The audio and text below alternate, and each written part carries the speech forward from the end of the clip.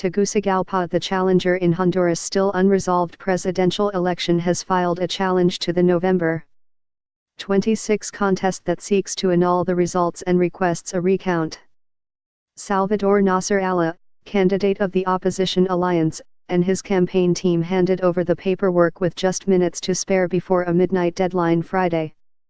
The Honduran Electoral Court's original tally put President Juan Orlando Hernández ahead by more than 52,000 votes, or 1.6%. But in an electoral process plagued by problems that dragged on for days, both candidates declared themselves winner. International observers had urged the opposition to challenge the election through existing channels. The opposition alliance had called for a total recount in recent days, but said it would not accept any role for the Electoral Court, which it said was biased and lacked credibility for its ties to the government. "We're sure it's not going to stick," Nasser Alla said of the challenge. "It is going to serve for us as a reference point to be able to travel abroad and say that we exhausted the local process." Nearly 2 weeks after the election, the way out of the standoff remains unclear.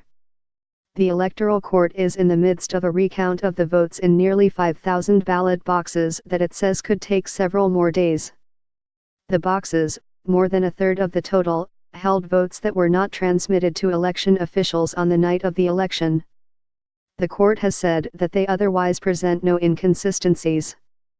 The Electoral Court has 30 days from the election to declare a winner, potentially placing an announcement square in the holiday season. A local bar association also filed a challenge to annul the election on the grounds that Honduras' constitution does not allow re-election.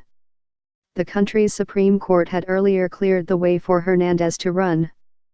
After several days under a curfew called in the wake of some looting and property destruction, the government allowed people to move about freely in most of the country, including the capital Friday. More demonstrations were expected through the weekend.